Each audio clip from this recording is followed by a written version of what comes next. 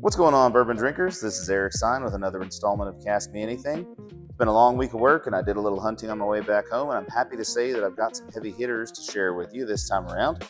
First of which, the Blood Oath Pact 12. Now, you may be asking what happened to Pacts 1 through 11. If you're unfamiliar with Lux Row Distillery, this is one they put out every year. Every year, there's a different finish. Packs 1 through about 9 are almost impossible to find now unless you're buying it on secondary. You can still find some 10s, 11s, and 12s. Clearly 12s because this just came out. However, the very first one of these packs that I tried was Pack 10. Really got me into it because I loved it. It was finished in Cabernet cask. Found out that was my jam.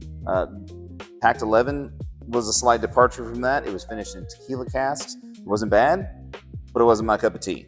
Unfortunately, I bought 2 of those, so now I'm sitting on 1.5 of those that I'm going to have to work through. However, my wife and I cheated, so this won't be exactly a fresh crack, but she and I cheated and broke into this a little bit earlier because I like sharing stuff with her, and she loves stuff that's finished in wine casks.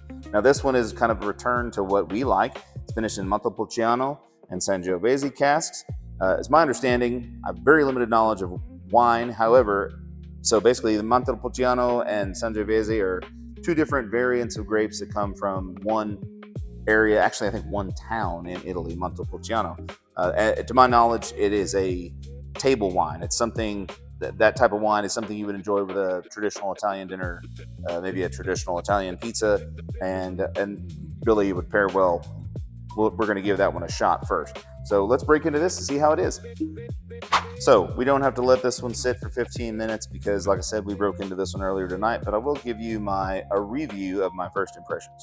Now, clearly on the nose, this one smells fantastic. You can smell the oak, smell the wine, not terribly sweet, great scent. Absolutely very well rounded on that. Let's do some taste. Yeah, very full bodied. This fires on all 8 cylinders for me. This has all the elements that I like of a wine finished bourbon whiskey. Not a particularly long finish. It doesn't stay with you forever. And this being low proof, I think every iteration of these that to my knowledge has been 98.6 proof. That's just kind of their thing. But definitely a crushable bottle. I would be careful with this because this one will knock you on your keister if you're not careful.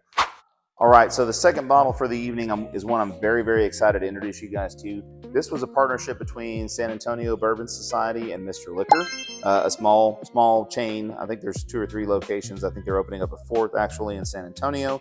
But San Antonio Bourbon Society Tasting Group picked this bottle as well as Mexican oak, double oak Mexican vanilla cask finish bottle. I have not tasted this one yet, but yeah, check out these tatery labels. Fantastic. For being the first round of picks that our group has done, very proud of the work that they did. The tasting team, I'm not going to mention names because I don't want to leave somebody out and insult them, but y'all did a phenomenal job. Let's give this one a crack. All right, so we've got our toasted cigar batch poured up. Let's give it on the nose.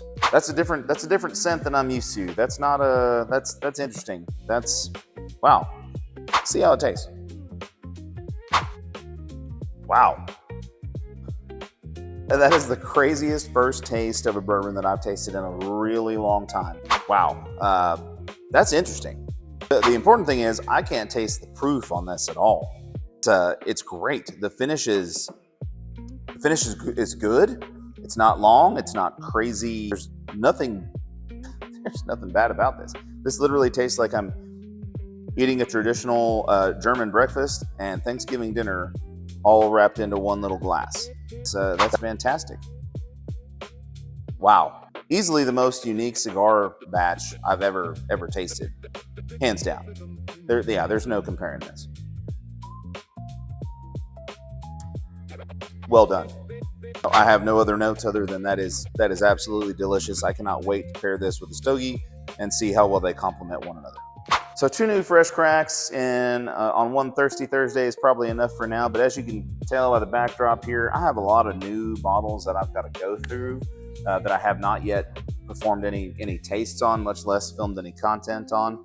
However, that being said, if there's anything that you see in the video here, and I'll pan a little bit over here, and you can see here, you guys have seen what I have in my major collection, but there's a lot of different things that I've picked up. Most recently, I picked up a lot of these Still Austin single barrel bourbons and the single barrel ryes from Specs, from Twin Liquor. I don't know if Total Wine has come out with one yet. I did talk to some folks there, and usually they follow one another in terms of what they select, but just haven't seen anything at Total Wine yet. So probably be on the lookout for that coming in the next couple months, because I'm sure they're not going to miss out on the hype. But that being said, there's a lot of good stuff here. I still have not broken into this Garrison Brothers Sonora. My feelings on Garrison Brothers are like 99% of the other people's feelings on Garrison Brothers. It's just not the same as Tennessee and Kentucky whiskeys and bourbons. However, we'll give them a fair shot. We'll taste that, and we'll do a little tasting against that. I got a Ladybird in the house that's unopened as well, so that might be a little dual threat video we got coming down the pike.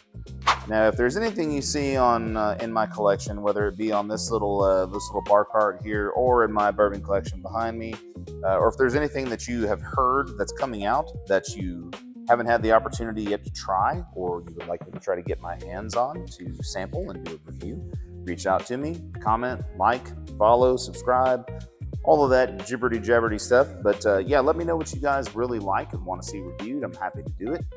For me, it's the hunt is half the fun. Tasting it is the other half. Getting to brag about having a badass collection is nothing if you don't taste it. So hats off to all you folks that crack 90% of everything you buy. Y'all are the real heroes here. Well, that's it for this evening. Appreciate you guys tuning in. I'll continue to make content as long as you guys keep watching it. Drink often, drink responsibly. We'll see you on the next one.